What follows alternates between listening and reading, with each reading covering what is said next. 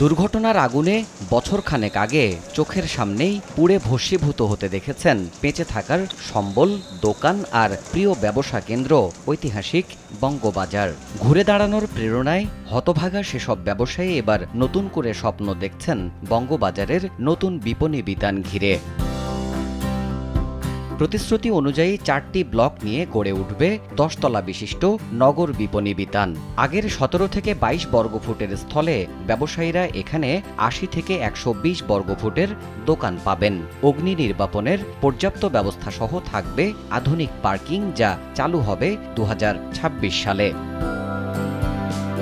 শুধু বঙ্গবাজারই নয়, ঢাকা দক্ষিণ সিটি কর্পোরেশনের আওতায় বাস্তবায়িত হতে যাচ্ছে পোস্তগোলা ব্রিজ থেকে রায়ের বাজার স্লুইস গেট পর্যন্ত 8 লেনের বীর মুক্তিযোদ্ধা শেখ ফজলুল হক মনি সরণি, যার মাধ্যমে নগরীর যানজট কমবে। এছাড়া ধানমন্ডি লেকে বানানো হবে রবীন্দ্র সরোবরের আদলে নজরুল সরোবর। পাশাপাশি শাহবাগে নতুন করে নির্মাণ করা হচ্ছে হোসেন শহীদ সোহরাওয়ার্দী শিশু পার্ক। জয় ব্রাইট লক টেকনোলজি সাধারণ পাউডারের তুলনায় দেয় দ্বিগুণ উজ্জ্বলতা। রিন অ্যাডভান্সড দেয় দ্বিগুণ উজ্জ্বলতা। শনিবার সকালে নিজে বঙ্গবাজারে এসে এসব প্রকল্পের ভিত্তিপ্রস্তর স্থাপন করেন প্রধানমন্ত্রী শেখ হাসিনা। সেখানে একটি নিম গাছের চারাও রোপণ করেন তিনি।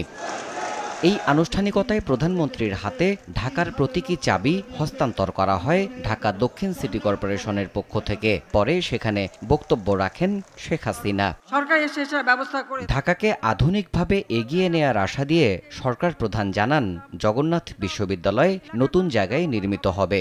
এছাড়া নগরবাসীকেও মিতব্যয়ী হবার আহ্বান তার। জগন্নাথ বিশ্ববিদ্যালয় একটা স্কুল ছিল, প্রাইমারি স্কুল। প্রাইমারি থেকে এটা উচ্চ মাধ্যমিক হয়, তারপর কলেজ হয়, এখন বিশ্ববিদ্যালয়। এতটুকু জায়গা, বিভিন্ন জায়গায় হোস্টেল ছড়ানো ছিটানো এবং আরও অন্যান্য জায়গায় চায়। সেই জন্য সব কিছু এক জায়গায় করে একটা ভালো ক্যাম্পাস এবং আধুনিক সকল সুবিধা, সেখানে ছাত্রদের আবাসস্থল, ছাত্রীদের আবাসস্থল, শিক্ষকদের আবাসস্থল, শিক্ষার জন্য একেবারে আধুনিক সুন্দর প্রযুক্তি দিয়ে সেইভাবে নতুন ক্যাম্পাস আমরা করে দেব, যাতে করে একটা সুস্থ পরিবেশে ছেলেমেয়েরা লেখাপড়া করতে পারে। পানির ট্যাঙ্কি যার যার নিজের, এটা অন্তত 6 মাস অন্তর অন্তর আপনাকে পরিষ্কার করতে হবে। আপনি যদি ভালো স্বাস্থ্যকর পানি চান, সেই ব্যবস্থাটা অবশ্যই আপনার নিজেরই করতে হবে। যে যতটুকু ব্যবহার করবেন ততটুকু আপনাকে বিল শোধ দিতে হবে। পানির বিল যাতে কমে, ওই কল ছিঁড়ে রেখে ওই কাপড় কাচছেন অথবা কেউ দাড়ি শেভ করছেন অথবা কেউ দাঁত মাজছেন, সেটা করবেন না। তার জন্য মগ ব্যবহার করেন, বালতির পানি ব্যবহার করেন, যেন পানির অপচয় না হয়। মনে রাখবেন, আপনি যত অপচয় করবেন আপনার তত বেশি বিল বাড়বে। ঢাকার চারপাশে নতুন করে পাইকারি বাজার নির্মাণের পরিকল্পনা তুলে ধরে প্রধানমন্ত্রী জানান, প্রয়োজনে আরও সহায়তা দেয়া হবে বঙ্গবাজারের ক্ষতিগ্রস্ত ব্যবসায়ীদের। ঢাকার আশেপাশে 4টা কর্নারে 4টা হোলসেল মার্কেট, শুধুমাত্র কারওয়ান বাজার বা একটা জায়গার উপর নির্ভরশীল থাকে। লোক সংখ্যা বেড়ে গেছে, সেটা না করে আমরা 4 জায়গায় 4টা হোলসেল মার্কেট করে, যাতে মানুষ বাইরের থেকে পণ্য আনতে পারে, আবার সহজে মানুষ সেটা কিনতে পারে এবং পরিবহন করতে পারে, সেই সুযোগটা সৃষ্টি করার ব্যবস্থাও আমরা নিয়েছি।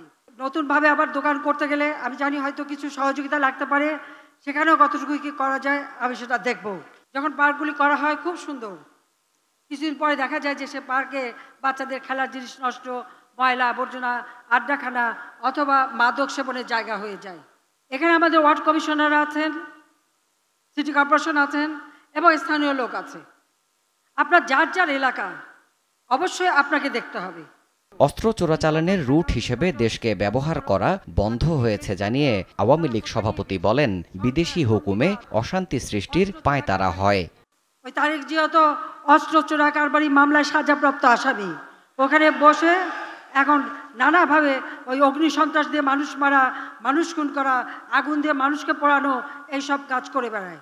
আওয়ামী লীগ সরকার এসে এই বাংলাদেশকে এই অস্ত্র চোরা কারবারির যে রুট, সেটা আমরা বন্ধ করেছি।